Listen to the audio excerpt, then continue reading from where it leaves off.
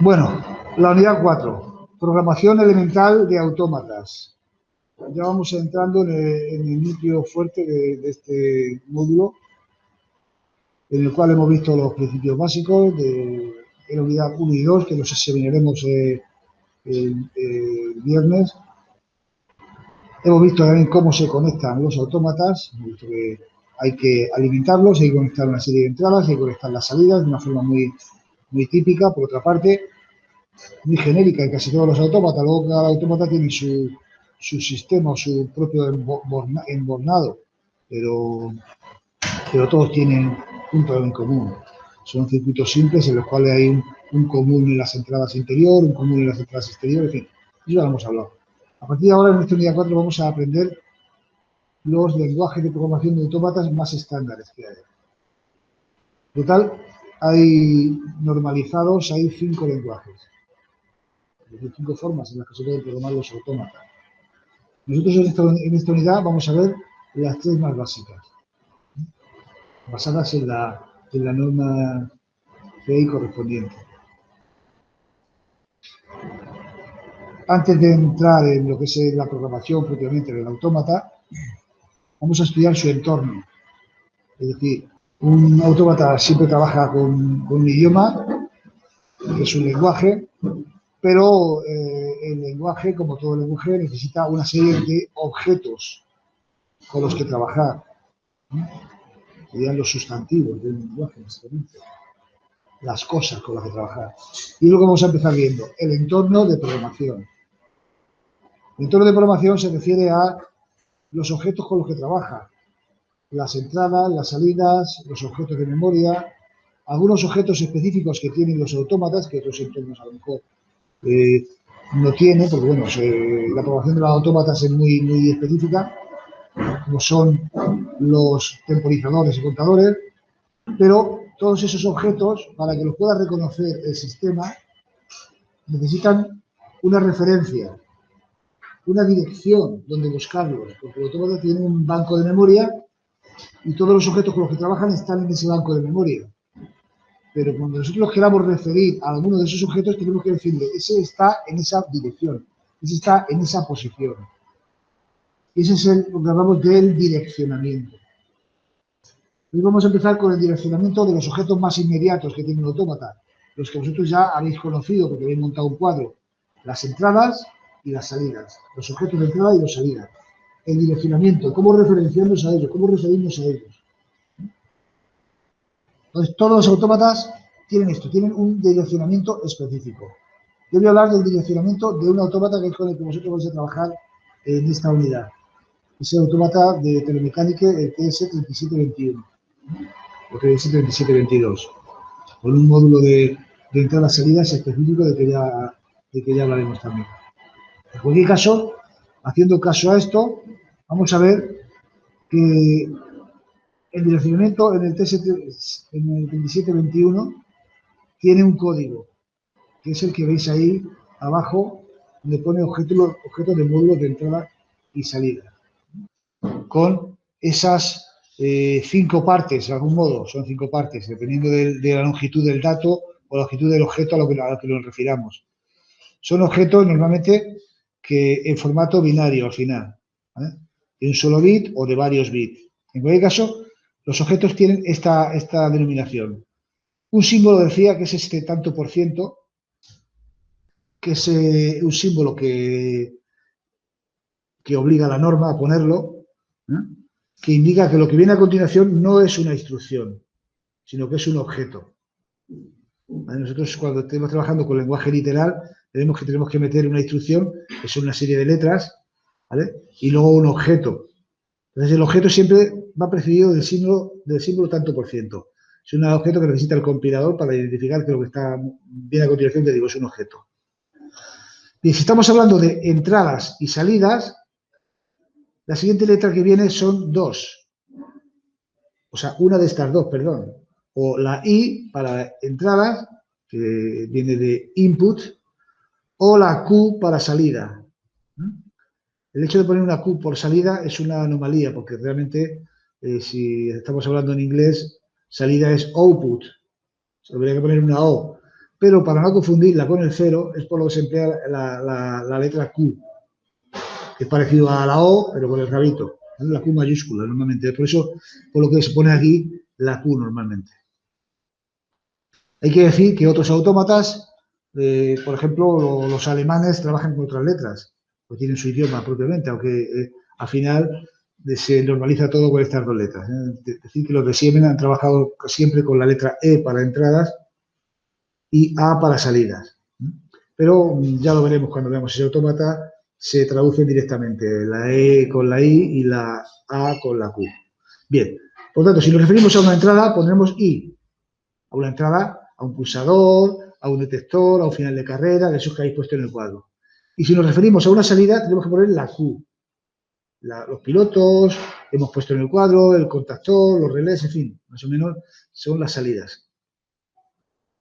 A continuación, puede venir una letra que es opcional. Opcional en el sentido de que si nos referimos a un solo bit, esto no lo pondríamos. Ninguna de estas letras. ¿Vale? Si nos referimos a uno de los bits de entrada. Si nos referimos a un conjunto de 16 bits, pondríamos una W. Si nos referimos a un conjunto de 32 bits, pondríamos una B. Y lo que no pone aquí, que si nos referimos a un conjunto de 8 bits, pondríamos una B de byte. Byte para 8, word para 16 y doble para 32. Si nos referimos a un solo bit, que sería un pulsador, un detector, que es un solo bit, un abierto y un cerrado, no hay que poner nada. A pesar de que aquí pone X para booleano, eso no vale para entradas y salidas, se refiere a un bit concreto dentro de un marcador de palabra, que ahora mismo no lo vamos a contemplar. ¿Vale? Y luego viene un par de números separados por un punto, que es donde pone realmente la dirección de ese objeto. La X es en posición de la fila o el rack donde está conectado, donde está ubicada ese objeto. Si estamos hablando de entradas y salidas, sería el rack donde está ubicado ese objeto. Si estamos hablando de memoria interna o marcadores, estaríamos hablando de la fila. El punto de separación y luego el I, que es un número también entero que indica el lugar dentro de ese rack o dentro de esa fila. Podemos imaginar que en las entradas, vosotros habéis conectado las entradas y habéis puesto el pulsador en la entrada 0, el interruptor en la entrada 1, la seta de emergencia en la entrada 2. Habéis puesto luego 4 finales de carrera, en la 3, la 4 y la 5. Pues esa es la I que hay que poner ahí. El pulsador sería, la I sería un 0, el interruptor sería el 1, la seta de emergencia sería el 2 y así sucesivamente. Por lo tanto, si nos referimos a una entrada concreta, a una entrada, sería tanto por ciento y en la X, las entradas están colocadas en el rack 1, en este autómata. Por lo tanto, sería 1. Las salidas están colocadas en el rack 2, sería el 2. Entonces, si nos referimos, por ejemplo, a eso, al pulsador, que está colocado en la posición 0 del rack 1, sería tanto por ciento y 1.0. Si nos referimos al primer final de carrera que está conectado en la entrada 3, 0, 1, 2, 3, tendríamos que decir tanto por ciento y 1.3. ¿Vale? ¿Entendéis esto? Para referirnos es decir, yo al autómata no le puedo decir, coge el pulsador de marcha. No, el pulsador de marcha él no lo sabe, solo sabe dónde está conectado el pulsador de marcha. Entonces, si quiero hablar del pulsador de marcha, no te puedo decirle, coge el pulsador de marcha, tendría que decirle tanto por ciento y 1.0. Porque el pulsador de marcha está conectado en el rack de entradas, que es el 1, y en la posición 0. Y es una entrada, una I. ¿Vale? Entonces, así nos referiríamos a esos objetos. A las salidas, por ejemplo, recordad que las salidas, el contactor, la bobina del contactor que tenéis en vuestro cuadro, está en la... Hay 3 pilotos, 0, 1, 2, está en la salida 3. Pues si nos queremos referir a la salida del contactor que está en el punto 3, tendríamos que decir tanto por ciento Q, 2, porque las salidas están en el rack 2.3. Es decir, tanto por ciento Q2.3. Si nos referimos al primer piloto, sería tanto por ciento Q2.0. ¿Vale? Entonces, así hay que decirle al autómata a qué entrada o a qué objeto nos referimos con respecto a las entradas o las salidas. ¿Alguna pregunta?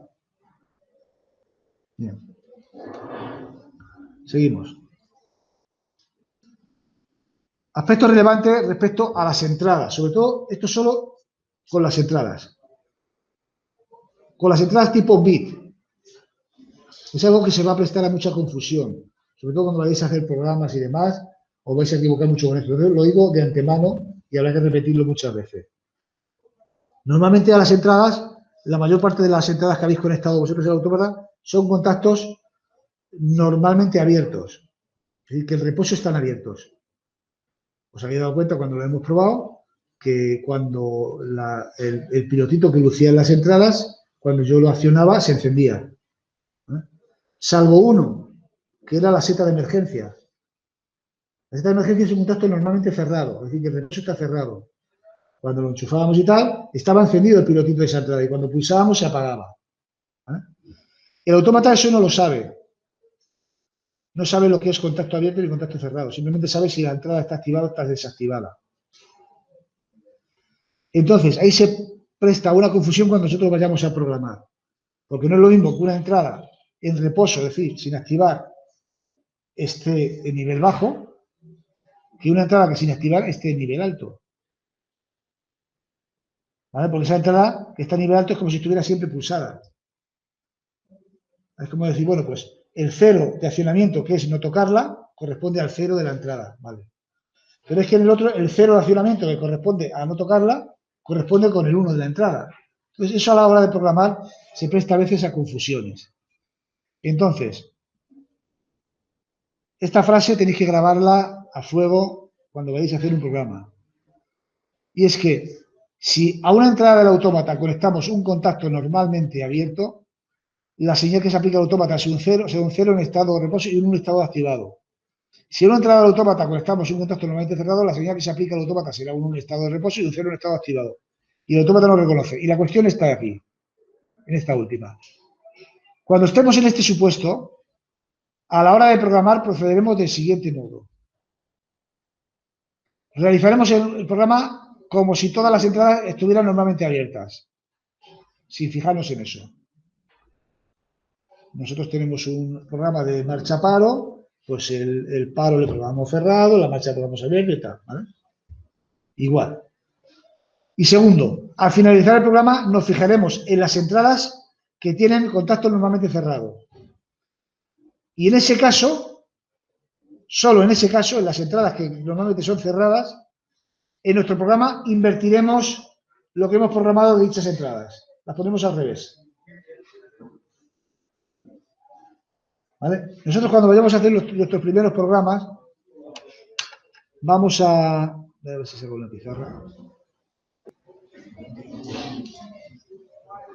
Si yo quiero hacer un programa, por ejemplo, como este,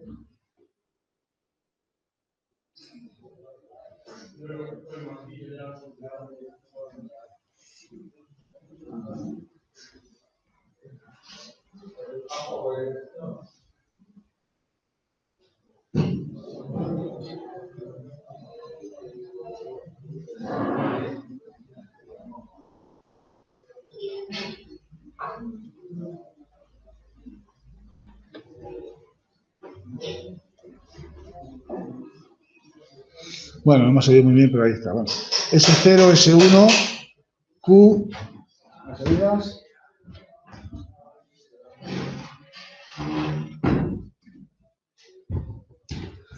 Veis que, bueno, aquí, aunque no se ve muy bien, pero aquí hay un contexto cerrado. Es un marchaparo, ¿no? Ese es el paro y esta es la marcha. Y el contactor, que será una salida, imaginaos que esta salida es la Q2.3, la del contactor, o cualquier cosa, del piloto, da igual. A esta salida le asigno yo, a esta entrada le asigno yo el I1.2, por ejemplo, y este es el I1.0. Bueno, pues yo hago, cuando haga mi programa, ya veis cómo se hacen los programas, estimo esta función y la pongo, pues le pongo la i1.2, la pongo negada. Digamos que programo esta función de alguna manera que sería más o menos eso, que Q2.3 programaría esta función. Luego veremos cómo se hace este programa. Sería igual pues a negada de i1.2, negada, por i1.0 más Q, ¿vale? Q2.3, perdón. Sería esa la función que hay que programar, ¿vale? Ya digo, Q2.3 igual a la negada de i1.2 por con este en paralelo, que sería esta función de aquí. Bueno, pues cuando yo vaya a hacer el programa, si me doy cuenta de que lo que yo he conectado al autómata, imaginaos que este es el autómata, aquí he conectado, pues, un pulsador de marcha abierto, ¿vale? Y luego en la Q2.3 me he puesto un cerrado. Este es el 0 y este es el 3. Este es el PLC. Bueno, pues yo me doy cuenta de que aquí, a este autómata, en la entrada 3, que es esta, ¿vale? En la entrada 2, perdón. Es esta. He conectado un contacto normalmente cerrado. En mi programa no tengo que hacerlo así. Tendría que hacerlo así. Igual a i1.0, perdón, i1.2 por i1.0 más q2.3. Es decir, tengo que invertirlo, como veis, aquellas entradas que son normalmente cerradas. ¿Vale? Es lo que yo quiero decir. Si, por ejemplo, aquí, en este caso, en la 1.2 coloco uno abierto,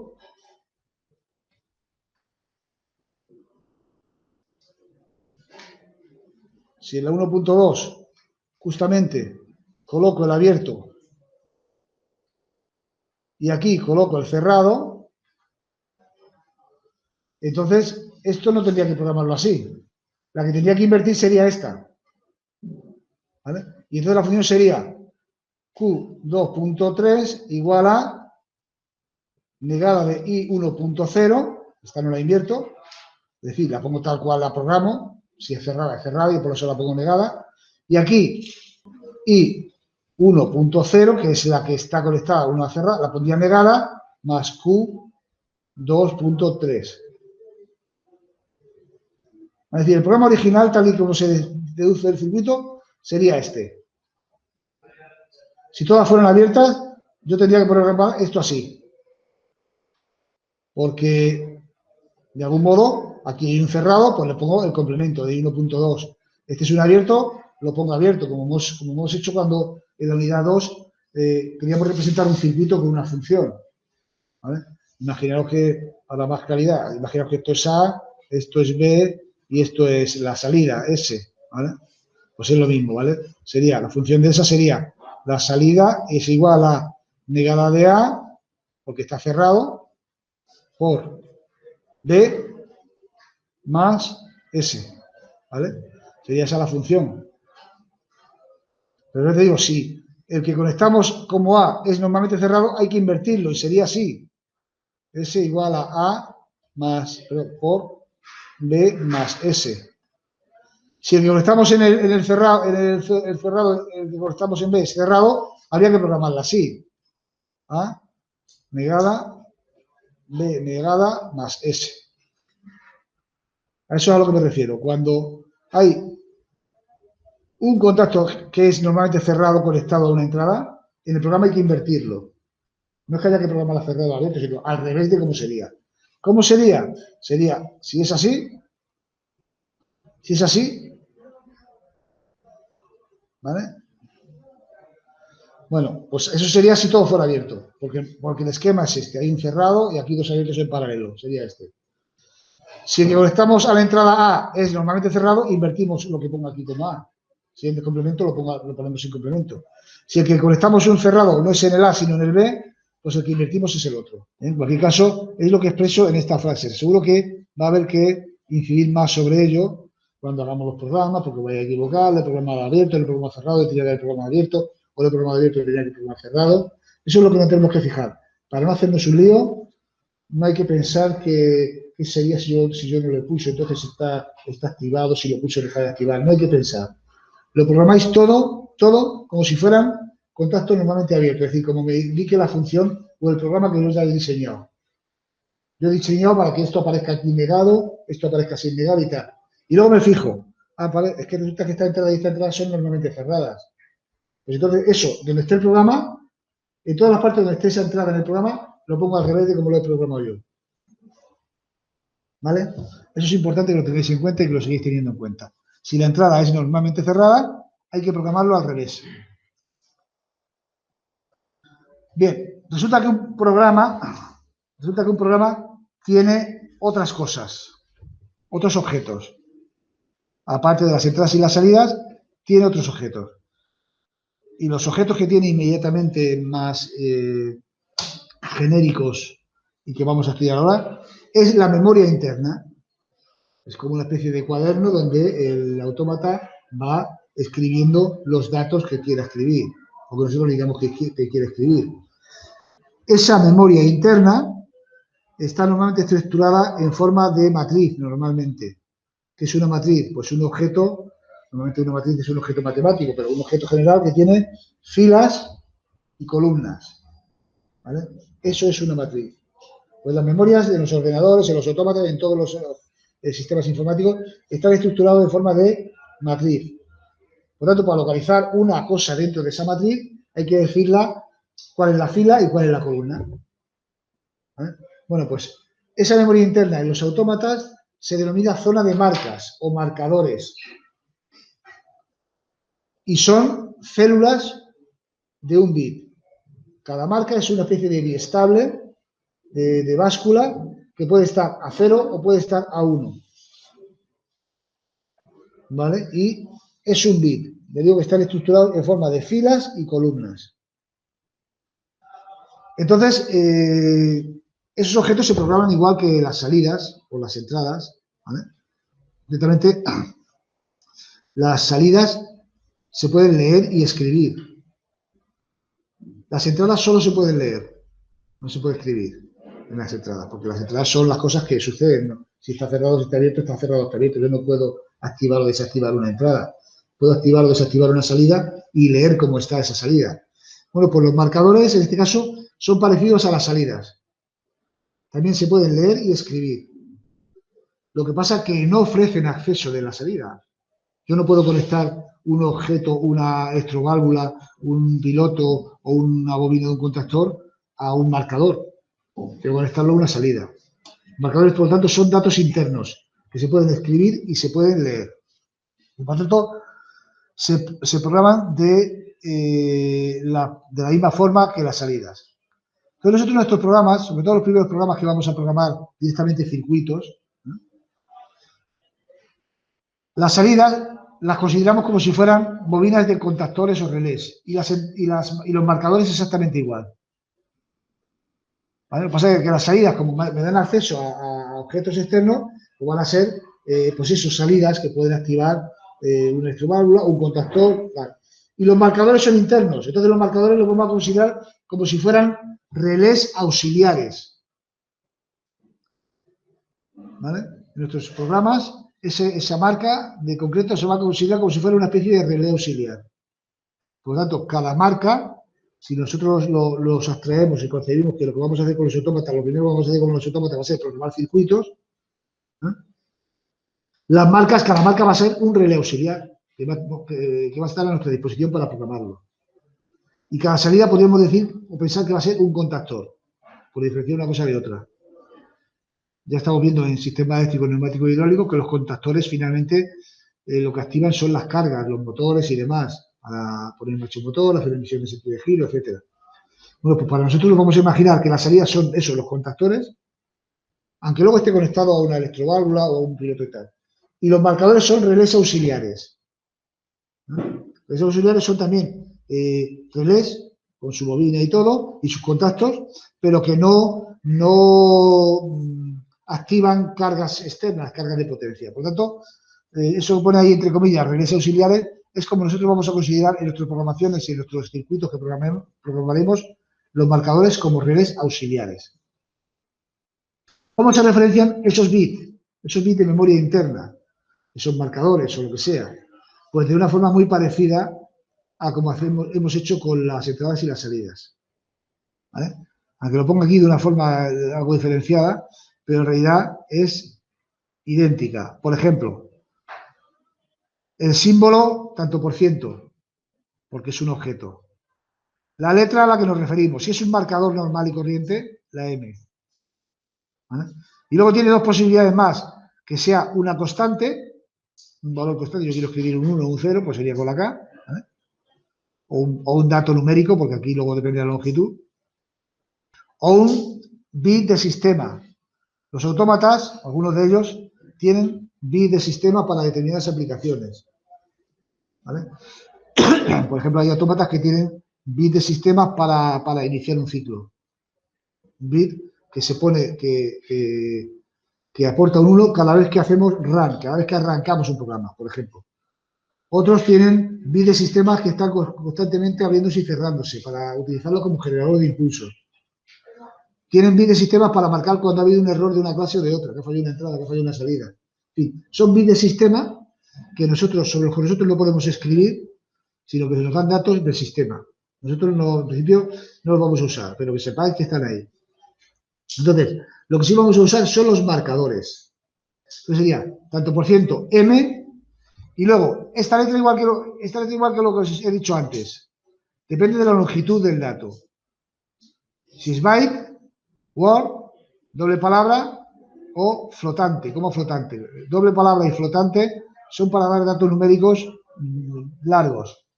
Por ejemplo, si yo quiero dar un dato numérico con un byte, puedo representar los números desde el 0 hasta el 255. Porque ves 2 elevado a 8, recordad, esto viene de la unidad 1, 2 elevado a 8 son 256. Con Word, yo puedo, es una longitud de 16 bits, con 16 bits yo ya puedo representar hasta 2 elevado a 16, que son 65.536 números. Es decir, desde el 0 hasta 65.535. ¿Vale? O desde el menos 31.000 hasta el más 31.000. Son 65.536 valores que los puedo utilizar como se utilizan normalmente como números enteros. Cuando utilizamos D, que son 32 bits, ya eso se eleva a 3 millones y pico, casi 4 millones y pico de números. Se utiliza para números enteros mayores a 65.535, ¿vale? Normalmente. Y si es F, se utiliza ya para números reales. Lo de flotante quiere decir un número representado en coma flotante. Un número representado en coma flotante en matemáticas es un número de un dígito entero y varios decimales multiplicados por una potencia de 10. Por ejemplo, un número representado en coma flotante sería 2,3728 por 10 elevado a 5. ¿Vale? Bueno, es para números más grandes. Nosotros cuando utilicemos esos datos tendremos que poner eso. Y luego indicar el número de fila en la que se encuentra. Nosotros primero vamos a trabajar con unidades de un bit. O sea que no sería ninguno de estos. ¿Vale? Normalmente en otros autómatas a la hora de utilizar la memoria interna, bueno, pues podemos tener la memoria interna, pues una serie de filas. Vamos a poner así. Una serie de columnas.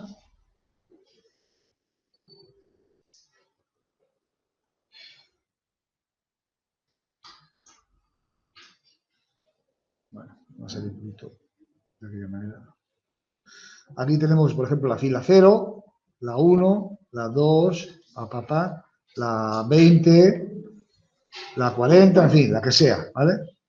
Aquí tenemos la columna 0, la 1, las 12, por ejemplo, la 13, en fin, las columnas. Bien, pues cuando nos referimos, está estructurado en filas de 8.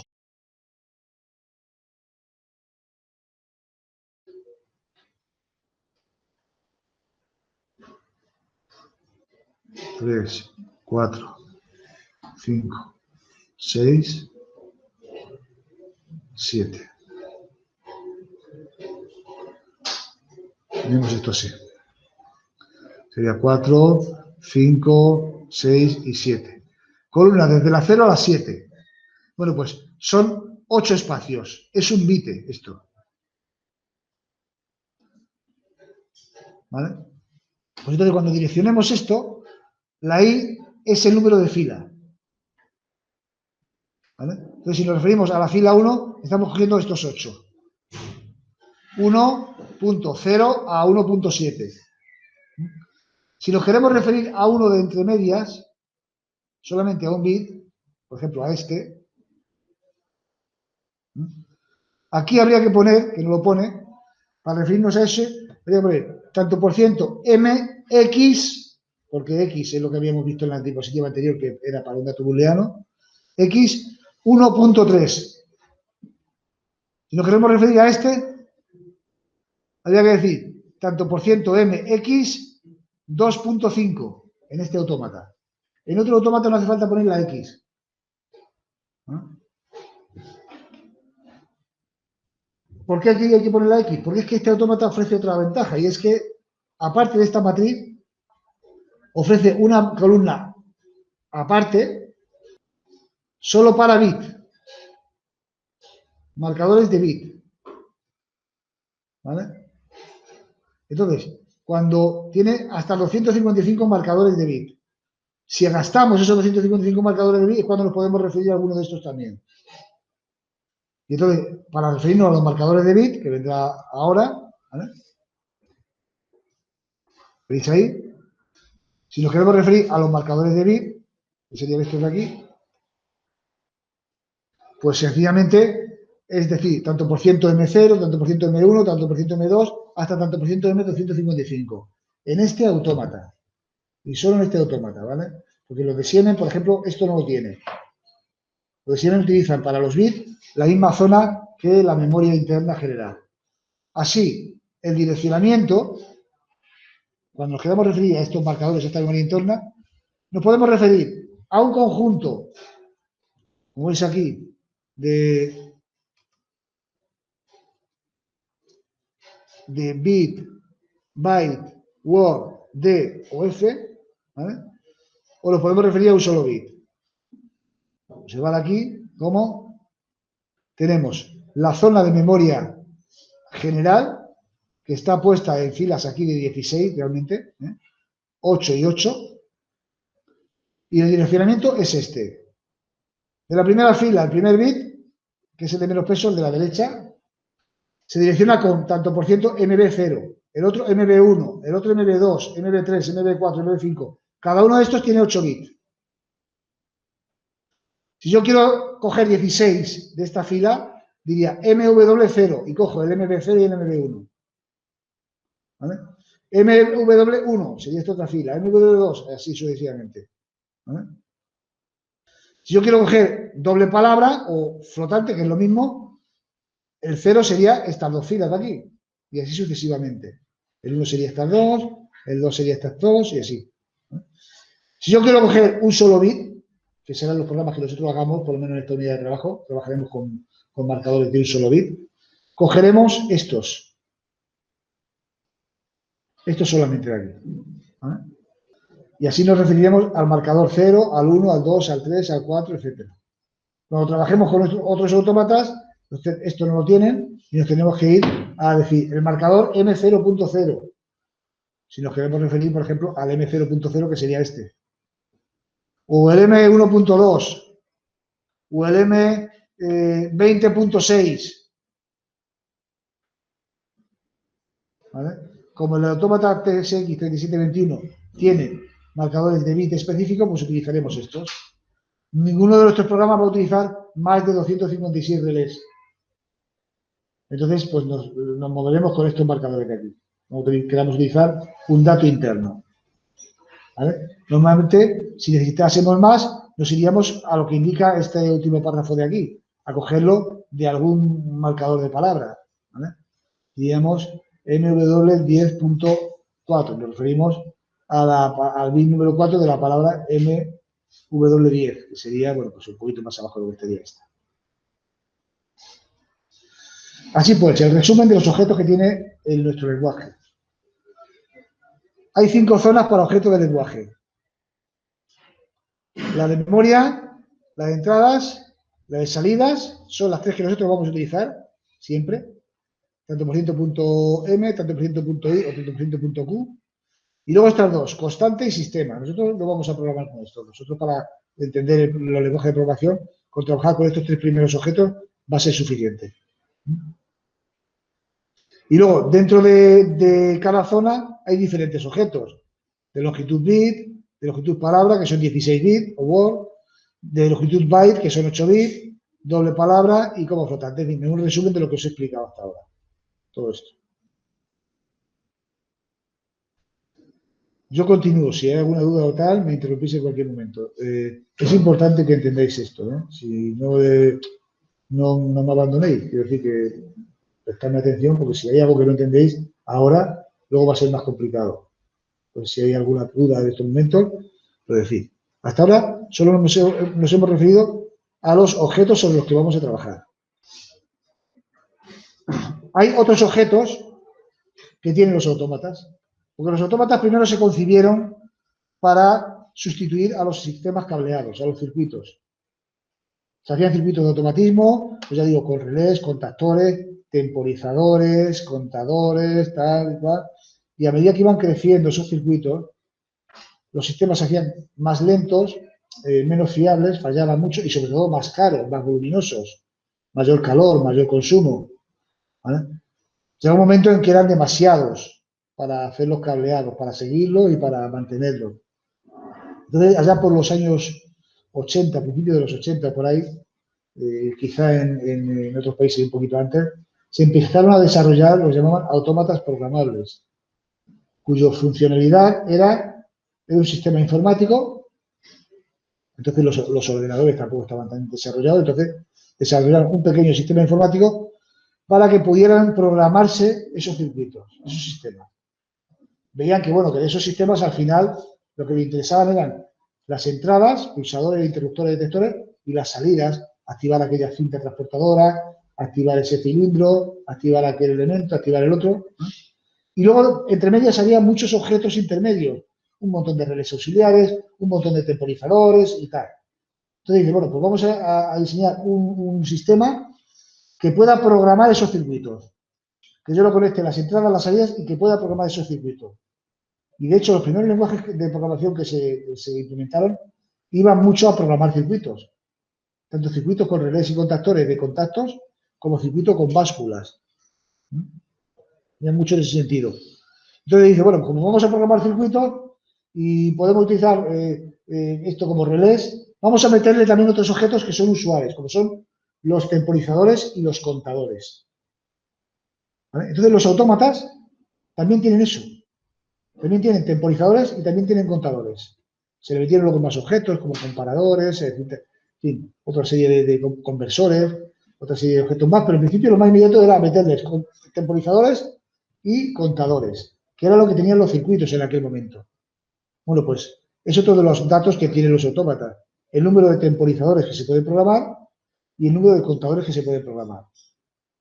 Entonces, concretamente, el TSX 3721, el que vamos a utilizar en nuestras prácticas, tiene la posibilidad de programar hasta 64 temporizadores. Los temporizadores se referencian de una manera muy sencilla. Nuevamente, el carácter tanto por ciento, los caracteres TM y luego un índice I.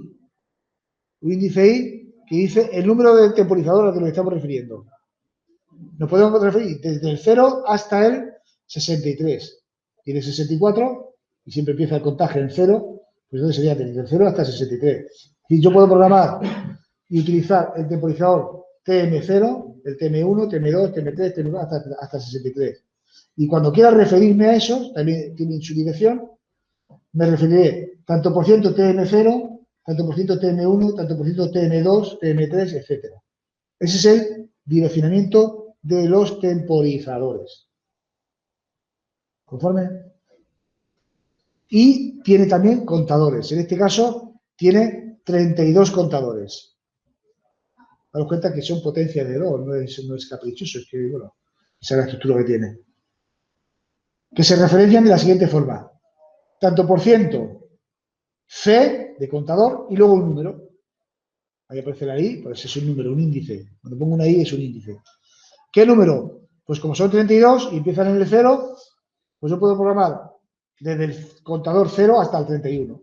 Por lo tanto, me referiré a ellos en mi programa, tanto por ciento C0, C1, tanto por ciento C2, C3, hasta tanto por ciento C31. En este autómata, si pongo tanto por ciento C32, ya me va a dar un error. ¿De acuerdo? Bueno, pues esos son los objetos. Los objetos con los que nosotros vamos a programar. Repito, entradas, tanto por ciento I, en este autómata, tanto por ciento I1 punto, lo que sea. Salidas, tanto por ciento Q, en este autómata, tanto por ciento Q2 punto, lo que sea. Marcadores, si son marcadores de BI, en este autómata, tanto por ciento M y un número desde el 0 hasta el 255. Si son datos de mayor longitud, de byte, word, o D o F, pues tanto por ciento M y indicar la fila en la que se encuentra. Y temporizadores, tanto por ciento TM 0 a 63. Y contadores, tanto por ciento C 0 hasta 31. Esos son los nombres, direcciones, o como lo queramos llamar, las referencias de los objetos con los que vamos a trabajar. ¿Vale? Y luego está el lenguaje de programación. Lenguaje de programación de PLC. Según la norma de IEC 61131. Están los lenguajes de programación en el apartado 3. La norma 61131 habla en general de autómatas o controladores lógicos programables, como llaman en la norma, PLCs. Bueno, pues en el apartado 3 habla de los lenguajes. Y si bien, por ejemplo, lo veréis en segundo, en robótica no hay nada estandarizado con respecto a los lenguajes de los robots, nada normalizado, en autómatas sí, afortunadamente están normalizados esos lenguajes. Y hay concretamente 5 tipos de lenguajes. Algunos son textuales y otros son gráficos, imágenes. Los lenguajes que tienen normalizados la norma IEC son los siguientes. IL, lista de instrucciones. Es un tipo de lenguaje ensamblador o de bajo nivel, con un repertorio muy reducido de instrucciones. Fue el primer lenguaje que se implementó para los autómatas y es un lenguaje muy dirigido a operaciones lógicas, a circuitos, a operaciones AND, OR, negaciones, etc. ¿Vale? Set, reset, es muy implementado, pero es un lenguaje textual y un lenguaje muy básico. No es como un lenguaje informático que tiene instrucciones de bucle, de condicionales y demás. El diagrama de contactos, lenguaje de diagrama de contactos, es un lenguaje muy próximo, es un lenguaje gráfico, son dibujos, símbolos que se ponen en la pantalla o en la secuencia y es muy próximo a los contactos eléctricos. Se le llama lenguaje LD, ¿vale? Diagrama Leiden, diagrama de escalera lo llaman, viene en un acrónimo del inglés.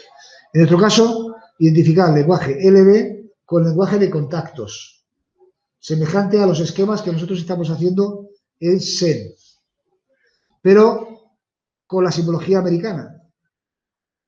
La simbología americana no representa los contactos como nosotros. Nosotros representamos los contactos. Si es un contacto abierto, lo representamos así. Si es un contacto cerrado, lo representamos así. Bueno, pues los americanos, los contactos abiertos, lo representan así. ¿Vale? y los contactos cerrados los representan así.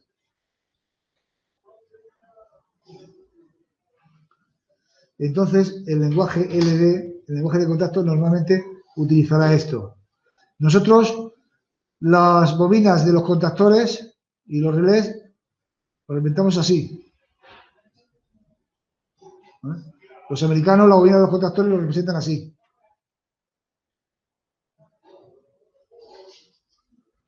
¿Está claro?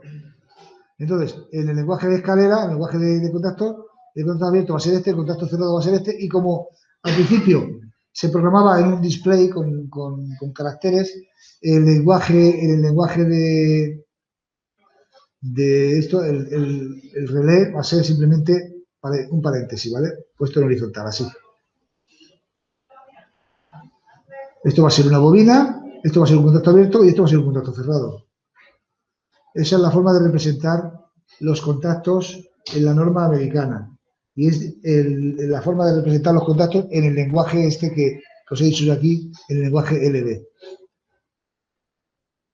¿Vale? Son los dos lenguajes más inmediatos, los primeros que surgieron, y son los más inmediatos para programar circuitos. También hay otro lenguaje para programar circuitos, me voy a saltar este de aquí, el de texto estructurado, que es el de gráficos funcionales, FSFC. El lenguaje de gráficos funcionales, que no tiene este autómata, pero que también está en la norma y que el Siemens sí que lo tiene, por ejemplo, es el lenguaje de puertas lógicas. Nosotros sabemos, por la unidad 2, que un circuito lo podemos representar con contactos y con puertas lógicas. ¿Vale? Eso lo hemos aprendido, ¿vale? Bueno, pues el SFC utiliza las puertas lógicas. Y la simbología que utiliza en este caso es la simbología, una diferente a la que nosotros hemos utilizado. Por ejemplo, nosotros para la puerta OR hemos hecho este símbolo. Para la puerta AND hemos hecho este.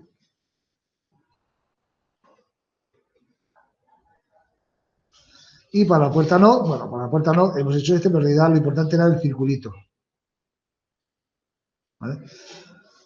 Bueno, pues en el lenguaje de contacto, o sea, el lenguaje de bloques funcionales, en el FSFC, la puerta OR es un cuadrado y dentro mayor o igual que 1. La puerta AND es un cuadrado también y el símbolo es el ampersand, este de Accompany, Corporation ese, ¿vale? Y la puerta NOT es un cuadrado y también un -1, en este caso. ¿Vale? Esa es la simbología. Bien, esta en realidad es la simbología europea. Y cuando yo os he explicado la unidad 2, me he referido a esta simbología que es la ANSI, la americana, porque es muy utilizada en circuitos lógicos y gráficamente se ve muy bien la diferencia entre una puerta y otra. Fijaros bien que la europea, la única diferencia entre unas puertas y otras es lo que viene aquí dentro. Entonces, por eso quería utilizar esta simbología. Pero sepáis que sí existe la programación de bloques funcionales y que la simbología es esta. Luego tiene también las básculas que se ponen ahí con SR, en fin, luego tiene distintos otros objetos este lenguaje. Nosotros este lenguaje no lo vamos a usar. Nosotros, bueno, pues podríamos usarlo también, ¿no? Pero con este autómata no lo tiene y al fin y al cabo nosotros somos más eléctricos que electrónicos. Lo vamos a utilizar y vamos a aprender a programar en esta unidad de trabajo el IL, el LD y el que viene a continuación que os voy a decir ahora, el de texto estructurado, el ST. El ST es un lenguaje de alto nivel, es un lenguaje informático. No sé cómo iréis en informática industrial, si habéis empezado ya con el C o tal, pero tiene instrucciones semejantes al C, tiene otra estructura y tal, pero tiene instrucciones semejantes al C. Las instrucciones que tiene, bueno, pues son muy parecidas. Instrucciones condicionales, instrucciones de salto, instrucciones de bucle. Es un lenguaje informático. ¿Vale? Entonces, bueno, pues a la hora de programar, pues se puede hacer un programa con cualquiera de esos lenguajes. El IL, el LD, el ST y el SFC. Con cualquiera. Porque al final una aplicación de automatismo es una función lógica, eso lo hemos aprendido en la unidad 2. Entonces yo tengo la función lógica de un sistema que lo he diseñado y luego lo programo con cualquiera de esos lenguajes. Es como si yo quisiera escribir una historia y lo puedo luego escribir en castellano, en inglés, en alemán, en chino, lo que sea. Pero esto es igual.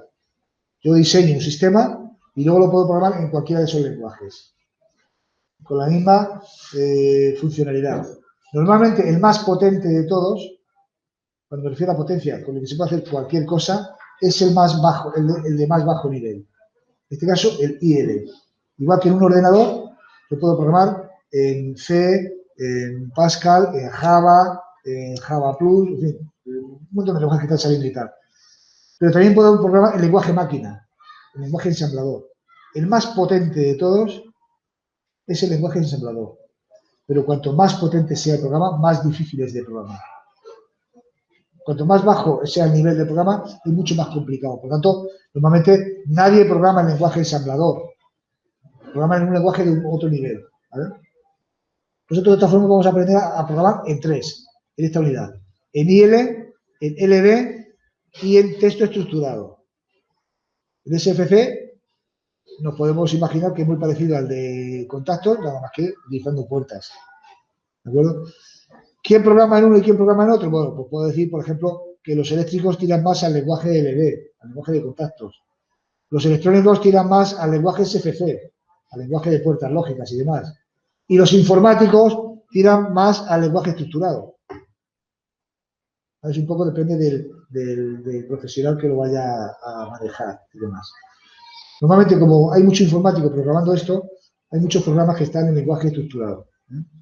Una gran cantidad, os veréis en la industria y tal, que una gran cantidad de programas están en lenguaje estructurado.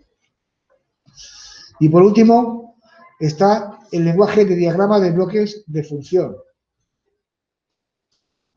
Perdón, aquí todo lo que he dicho con respecto a SFC, me he equivocado, es un error. Es el último, ¿vale? Esto que he dicho de las puertas lógicas y demás, es el último, es el diagrama de bloque de función, claramente. Y yo me he estado refiriendo todo el rato a SFC. SFC es otro nivel aparte. De hecho, fue el último lenguaje que salió. ¿Vale? O sea, lo que he dicho hasta ahora, ya digo, es lenguaje literal, lenguaje de contactos, lenguaje de bloques funcionales, que es el último, diagrama de bloque de función, y lenguaje de texto estructurado. El de gráficos funcionales, SFC, se denomina también GraphZ. Este es un lenguaje que salió y que no tiene todos los autómatas. Pero este sí que lo tiene. El Siemens 300 también. Pero cuando veis el Siemens 1200, ese no lo tiene. Salió posteriormente. ¿Por qué? Porque el lenguaje GraphZ, el lenguaje de bloques funcionales, SFC, no es propiamente un lenguaje, es un método de diseño que aprenderemos en la unidad 5. Nosotros, al final, para diseñar sistemas, vamos a emplear un método, una metodología, que os explicaré también en serio. Para diseñar cualquier sistema secuencial, por muy complicado que sea, lo diseñaremos con un método, con el método GraphZ. Es un método por gráficos, parecido a los diagramas de flujo, ¿no? Con cuadraditos y tal, ahora hago esto, con itinerarios y demás. Es un método de diseño. Entonces, como empezó a utilizar el método de diseño, que luego había que traducir ese GraphZ a contactos o a lista de instrucciones o a lenguaje estructurado, se puede traducir a cualquier cosa.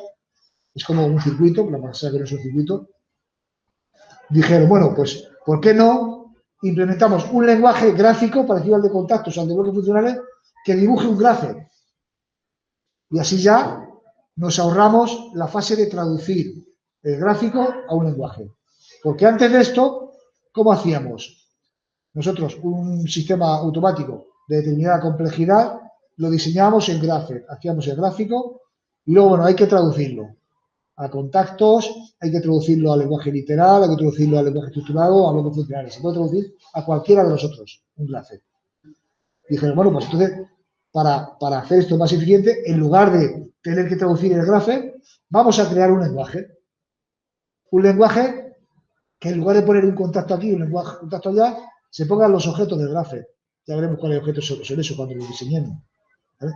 Y ese es el lenguaje ESFC, porque el nombre Grapher no está patentado, no está, mejor dicho, sí está patentado. Entonces, cuando hicieron la norma 131, dijeron, no podemos utilizar la palabra Grapher, porque está patentada, está por otra parte. Tenemos que utilizar otro nombre para este lenguaje. Y sacaron el nombre de SFC, esquema de carta funcional, o carta de esquema funcional. Esquema de gráficos funcionales, ¿vale? Entonces, esos son los 5 lenguajes que tienen los autómatas. Lista de instrucciones, diagrama de contacto, texto estructurado. Esos 3 son los que vamos a aprender en esta unidad de trabajo. Tiene también el diagrama de bloque de función, FBD, que este autómata no lo tiene, pero otros sí, que son de las puertas lógicas. Y luego el programa de gráficos funcionales, SFC. ¿De acuerdo? ¿Alguna pregunta? Bueno, aquí voy a terminar con esta diapositiva para que veáis un aspecto de un poco de esos 5 lenguajes y ya aprenderemos, ¿no? Entonces, para no saturar, voy a hacer que terminar aquí la clase, luego haremos práctica y demás, pero con esta diapositiva quiero que veáis el aspecto, por ejemplo, de un lenguaje en IL, es decir, un lenguaje en lista de instrucciones. Tendría más o menos ese aspecto. Fijaros que es muy elemental. Tenemos la instrucción y el objeto. Aquí pone objetos genéricos ABC y no pone el tanto por ciento y lo que sea, porque se refiere a objetos generales de cualquier autómata, ¿vale? Las instrucciones son LD, AND y ST y los objetos A, B y C. Y es una instrucción, otra instrucción y otra instrucción. Concretamente, este mini programa lo que hace es coger la variable A, ponerla en serie, porque hace la operación AND, con una negada de B, y el resultado de eso se lo asigna a la variable C. Que es lo mismo que hace este programa, LDD. Un contacto abierto de A, aquí se ponen los esquemas en horizontal, no en vertical. Un contacto abierto de A, con un contacto cerrado de B, en serie, ¿lo veis? Igual que hacemos la operación AND, y activando una bobina que se llama C. Ese es el aspecto de un lenguaje, de un programa del lenguaje LD. El lenguaje ST sería ese, una asignación lógica. C, 2 puntos igual, que es la asignación a C, de la variable B a en serie AND con una negada de B. Fijaros que aquí la negada se pone como not. ¿Vale? Ese es el aspecto de un programa del lenguaje ST. Estos 3, que son los 3 programas que nosotros vamos a aprender en esta unidad, en este ejemplo es el mismo programa, que es coger la variable A, hacer la operación AND con la negada de la variable B. ¿Vale? Coger la variable A, hacer la operación AND con la negada de la variable B. Coger la variable A, hacer la operación AND con la negada de la variable B. Esos son los 3 programas los 3 lenguajes que nosotros vamos a aprender. El de bloque funcional sería este, ¿vale? Concretamente, en un autómata, o en la norma pone aquí la palabra de la operación que realiza, en lugar de poner el símbolo ampersand, ¿vale? AND con la negada de B. Y tenemos C. Y el lenguaje funcional, es decir, en Grapher, tendría este aspecto. Ya veremos ese aspecto por qué es así. Porque el lenguaje Grapher o gráficos funcionales va por etapas o por pasos. Paso 1, paso 2 y paso 3. Condiciones, que son las transiciones, y lo que hace realmente. Entonces, en el paso 1, ¿qué hace? Pues activar la variable lleno. Cuando se cumple la condición, pasa al paso 2, que activa la variable vacío. Cuando se cumple la transición 2, la condición 2 pasa al paso 3, que no activa nada. Ya aprenderemos esto, ¿vale? Pero lo que yo quería presentar con esta diapositiva es el aspecto de los 5 lenguajes. Un programa muy sencillito hecho con los 5 lenguajes. ¿Vale? Bueno, pues lo dicho, aquí damos por terminada la exposición y tanto en casa como aquí, pues tenéis que seguir haciendo prácticas.